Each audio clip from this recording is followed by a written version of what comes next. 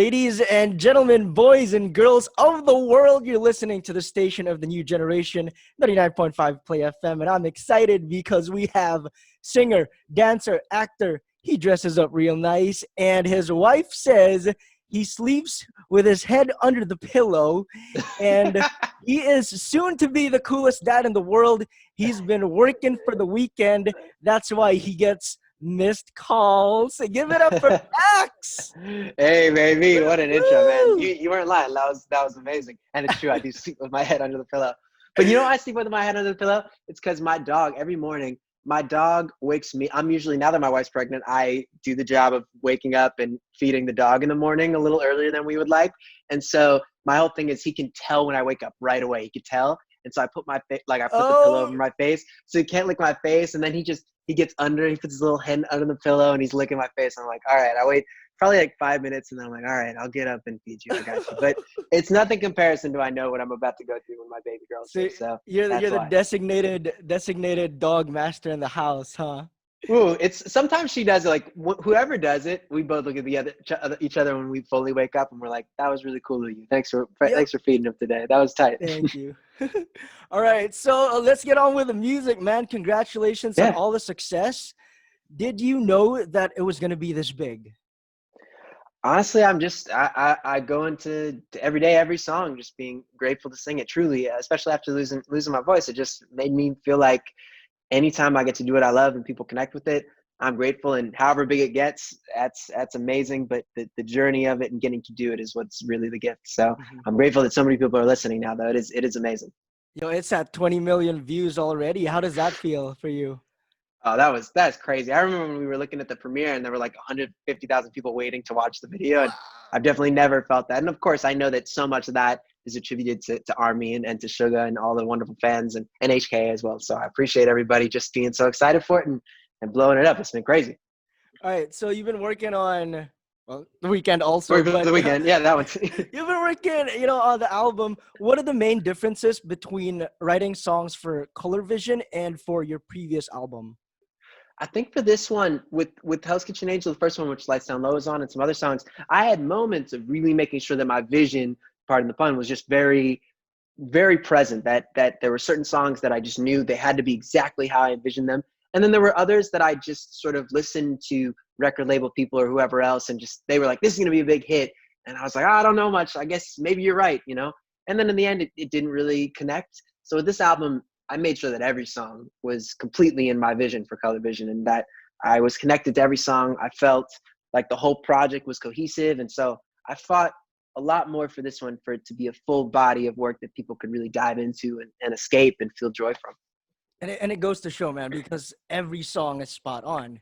Oh, thank you. Right? There are 12 tracks on the album. Were there any other songs that didn't make the cut?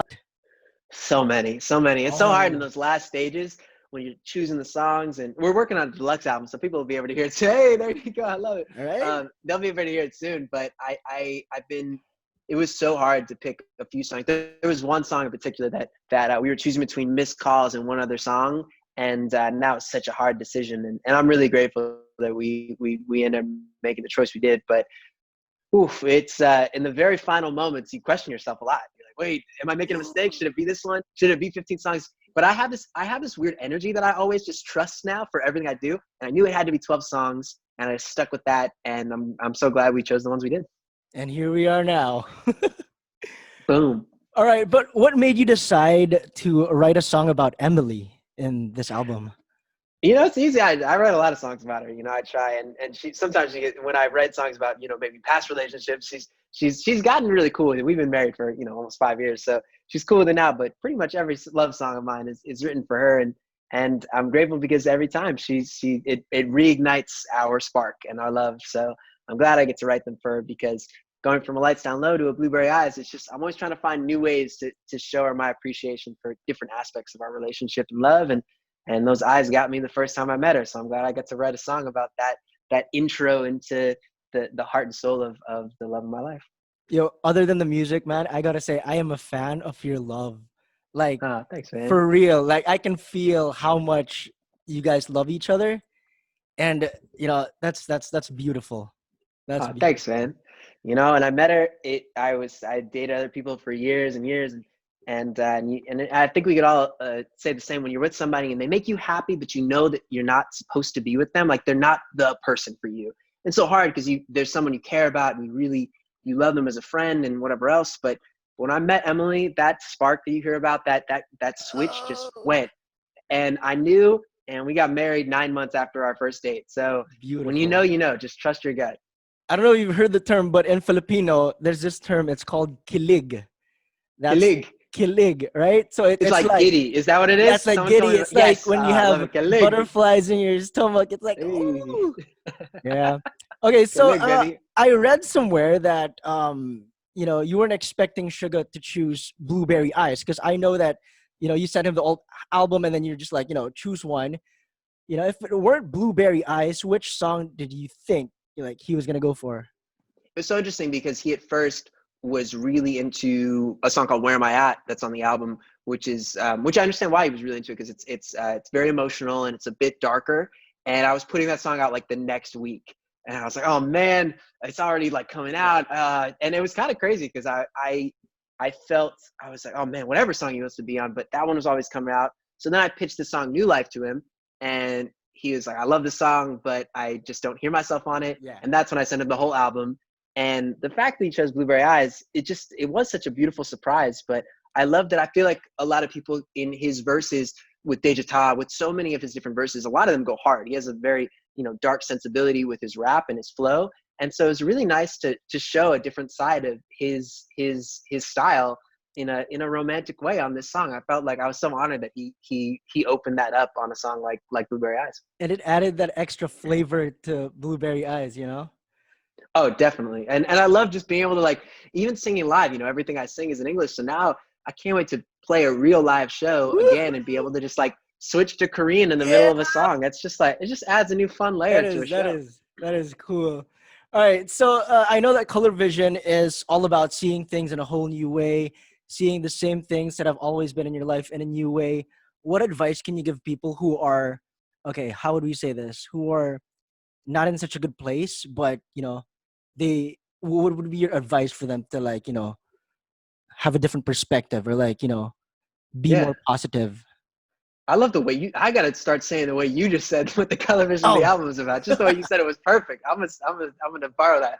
I would say, yeah, man, right before I really finished this album, I had a little trauma in my life. And I think a little trauma for everybody is good for the soul, because it really does put things in perspective, things that you didn't think you'd ever lose, or, you really just gain a new gratitude. And I know when I was in that darkest place, there wasn't much anybody could say to make it better. There wasn't much that anybody could do. You just hope that there's people that love and support you. But what I will say is that with anything, it's always when you're in your darkest moment, when you want to give up, you just have to believe. There has to be some shred of hope and belief in you that you're right there. You're so close to your dream. You're so close to the life you've been hoping for, or just feeling better. And I know that I was in that darkest place, and truly looking back now, so many beautiful things happened because I didn't give up in that moment. woo. And it's so hard. It's so hard not to give up when you're there, but believing, finding that shred of hope, and just knowing from anybody who's been through it that you just hold on to it and you try to just bring it back to the surface and find that beauty in your life again. And hopefully it'll be more beautiful than ever before. I'm sure it will be. I got goosebumps like listening to that. I'm gonna share this so much. I love that, Okay, man. if you don't mind me asking, was it a vocal nodule? That thing was it? Mhm. Is that what it's called? It's called polyp. Yeah, a lot of people, Adele, Justin Yo, Timberlake, a lot of idols of mine have had it. So it's crazy. It's like having a callus. Like you work yeah. out too much, and Hmm. it happens. Okay. Funny story. I'm not Adele. I'm not an artist, but I also had something similar 2 years ago. Yeah. So my on my end, like, what fixed it was 2 weeks of vocal rest. So I couldn't talk for 2 weeks. And like, I know I can say that I know how it feels, man. Like, It's when you're whew, trapped in your own head. It's just mhm, it's a different experience.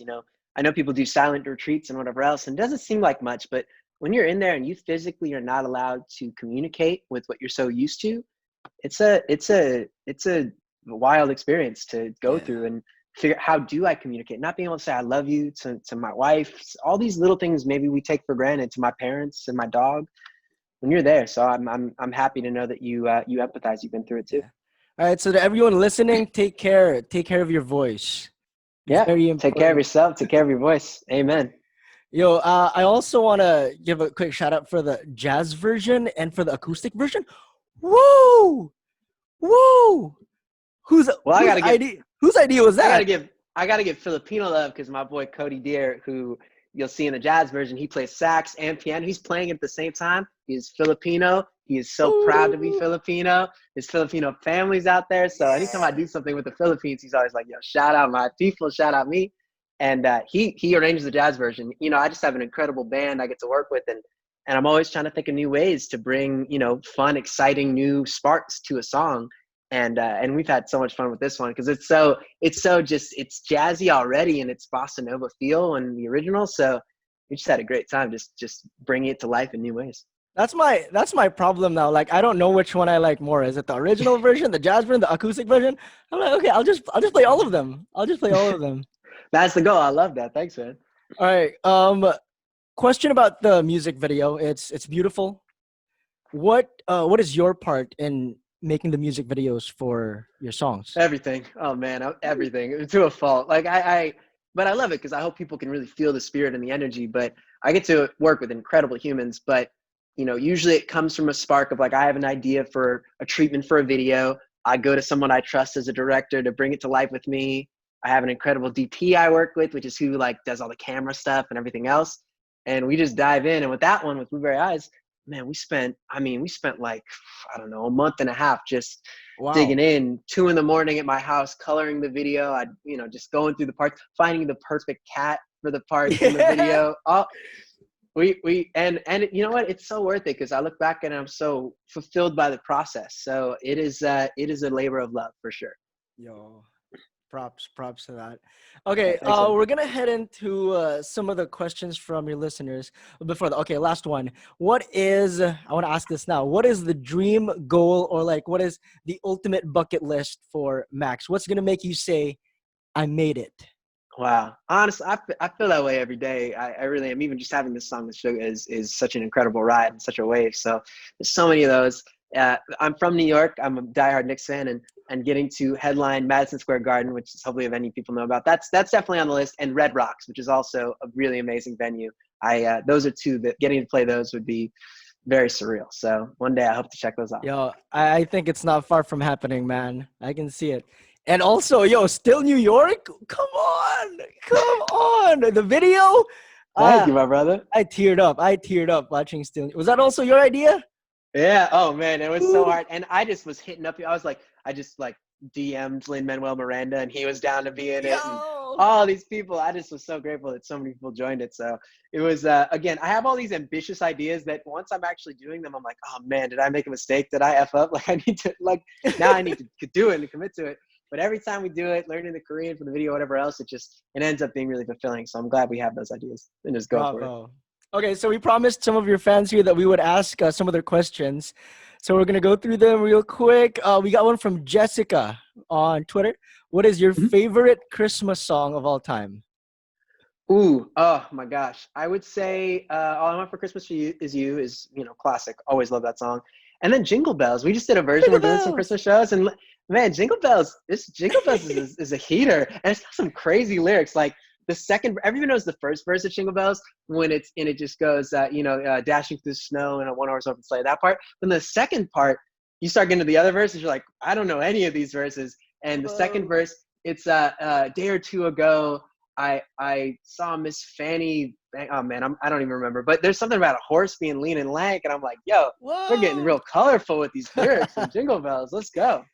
Okay, from Marco, he asks, what is the first thing that comes into your head when you hear the Philippines? Ooh, the Philippines.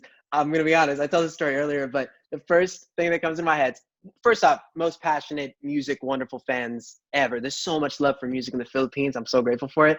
But my first time in the Philippines, very short story, is that I had someone break into my room and write on my mirror in a hotel. Only time it's ever happened, and it said on the hotel mirror in like murder writing, hey, "Dear Max, if you want to see how we party in the Philippines, come to the fourth floor lobby. What? First drink on us."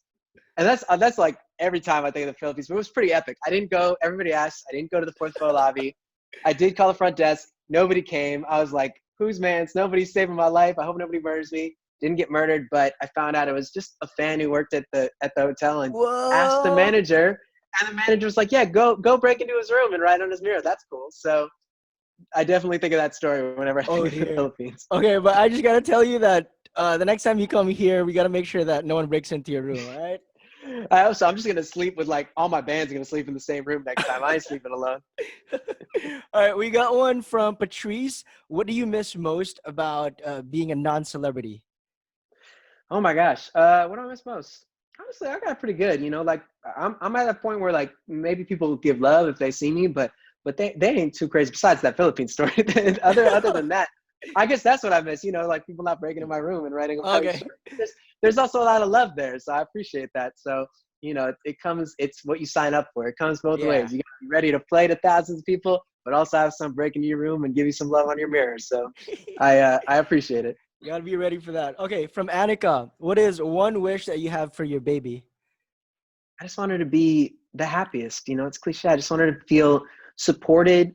I want her to be able to feel like she can tell me anything. I want to truly be her best friend and just make her feel like there's nothing she can say that will ever make me love her less. I will only ever love her more. And I want her to follow those dreams. Truly, I want her to follow her dreams and not think that anything is possible that she is passionate about, because that's how I've been raised, and I want to just pass that on.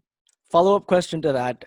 If your daughter told you that, Dad, I want to get into music, how would you feel?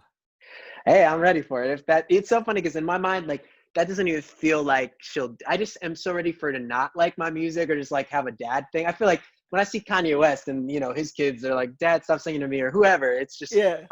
I'm ready for the inevitable that maybe my daughter is not into my music, but I would, if she loves it, I'm in. I'll support her whatever she needs, you know. So Awesome. whether it's that she wants to be a rocket scientist, she wants to be a doctor, whatever she wants, you know, I'll be there, and I'll be ready to give her what she needs. Is there a name? Does she have a name?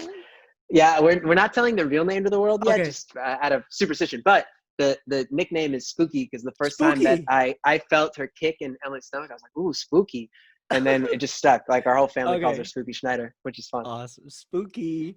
All right. Ronald says you learned Suga's verse for the video. What else can you say in Korean? Komsamnida, 안녕하세요. What else? I need to learn more. I'm about to. Of course. Uh, Ooh, I said something in a video once where it was like, get the music going. What was it called? No, I'm gonna butcher. I don't remember it. But I am learning the full. I'm having someone translate it right now. I'm gonna learn the full Korean version to sing the Wow. full Korean. So I'm excited for that. Wow. I will learn Korean via Blueberry Eyes. That's my introduction to And Korean. you're gonna record that? Are you gonna record Oh that as yeah. well? Oh, I'm Woo! in. It's gonna be a fun challenge. Yo! Okay, okay, something to look forward to. Okay, last one. This one is from Anton. What do you and Emily like listening to when you're chilling at home?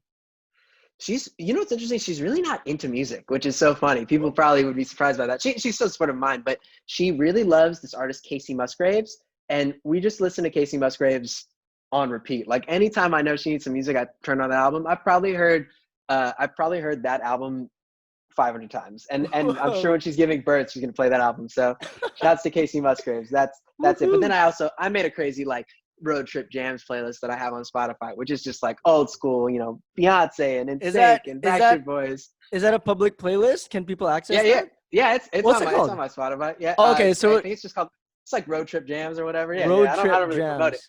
but it's there. I want Okay. the world to feel I gotta the beauty of it. I gotta check that out. I gotta check that out. It's like summer bops, road trip jams, but I got some good. I'm proud of that playlist. I should promote that playlist because I am Woo! proud of the jams on there. Yeah. So it's gonna feel like, we're just chilling with Max when we're on a road trip. Yo, Literally, that's the one I play. It's amazing.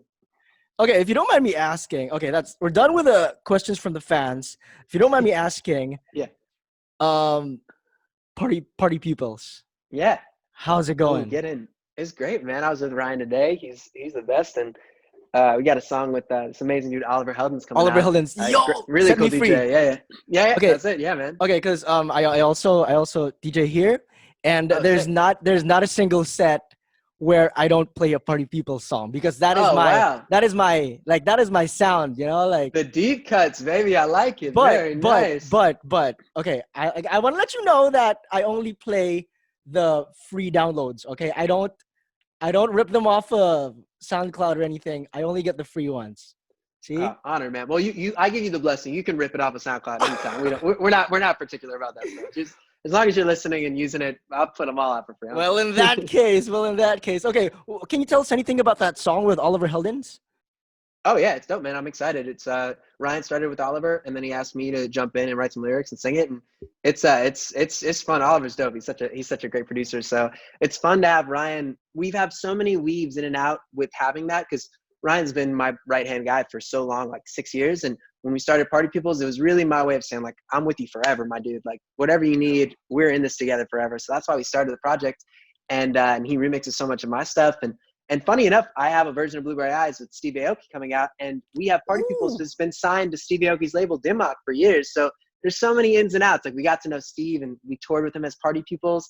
And now I texted him. I was like, "Yo, Army loves you. Like, would you mind doing a remix of the song?" And he said yes. So that's coming out in a few weeks. So many ins and outs of the stories. It's super fun. That's kind of what's sad now. I mean, for like DJs, we can't play Blueberry Eyes in the bar, in the club, or in the parties because there are no parties, man.